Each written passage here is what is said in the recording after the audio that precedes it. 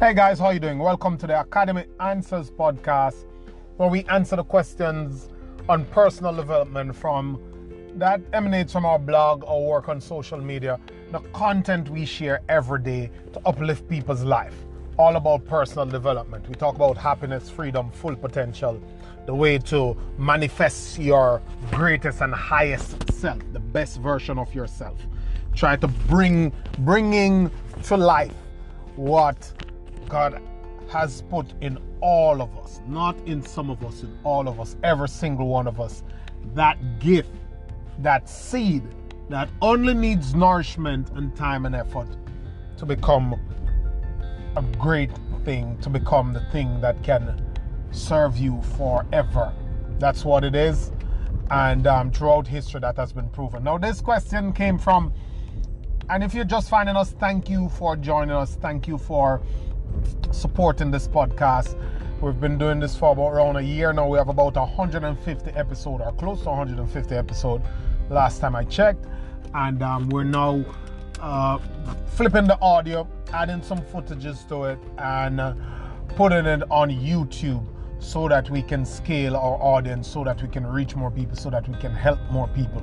We're business people, naturally, we're entrepreneurs. At some point in time, monetization is in the mix, but that is not the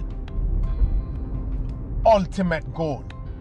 We put value first, and if we can help people and monetize what we do to help people, then by all means we do that, because we're business people, and that's how everything grows. Everything grows by adding time and income and effort and creativity. Make no mistake about it.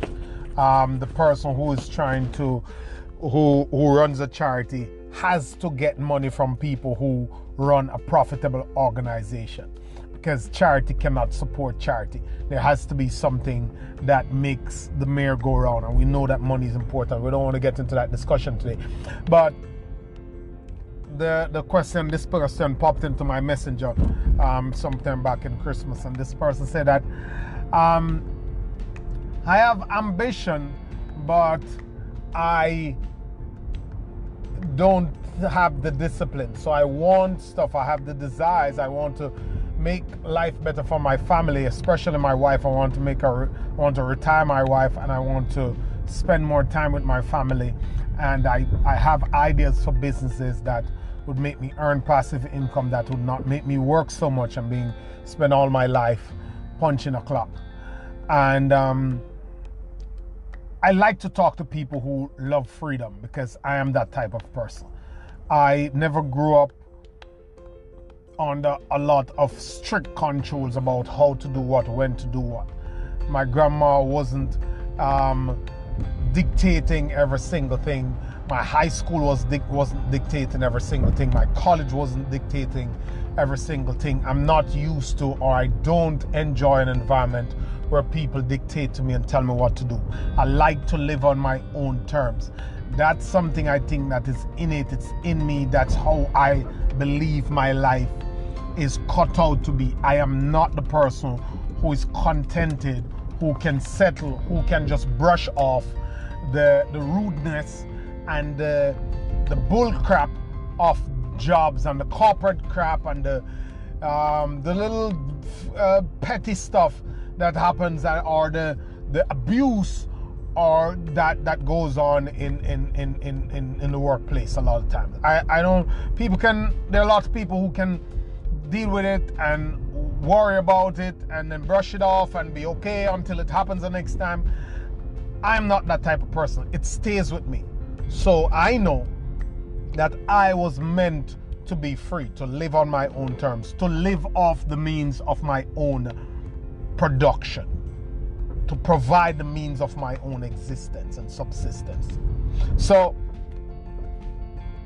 I can relate. But what I'll tell you is that the person who has desires, because not everybody have elevated desires.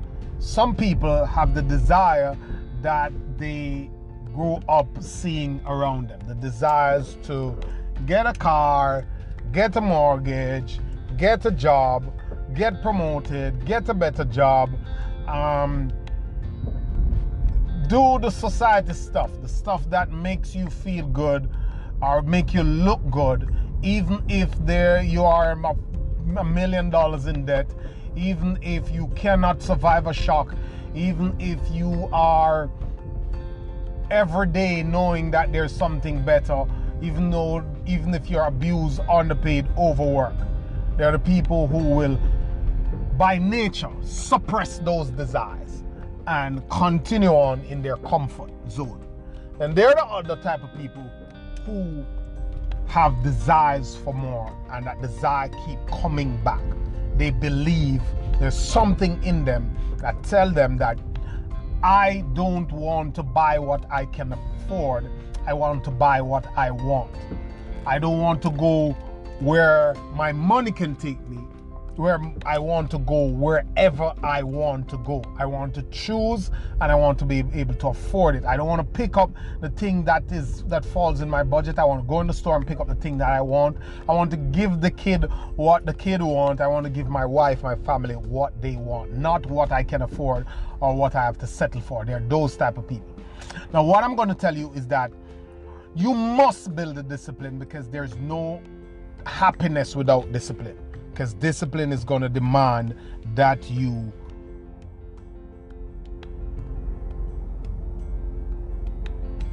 go and create. Happiness is going to demand that you create discipline.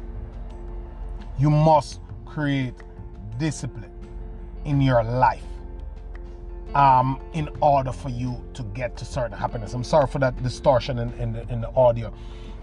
And what it is you cannot push back at your desires all the time. You are going to, at some point in time, need to cultivate the discipline to go for them. Otherwise, you're going to live a miserable life. So your number one deal, your ideal plan, not going to go hoo-bah-ha, Mulberry Bush about it.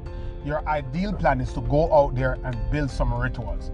Push through it. Set up yourself some 30-day, 60-day, 90-day challenge and cultivate habits that are in line with where you want to go. Otherwise, you are dead cold and you will live a miserable, ridiculous, regretful life. Because unlike the people who don't have any desires, you have desires and they're not going to get off your conscience. So you need to build that discipline. Don't do anything else. Geek out.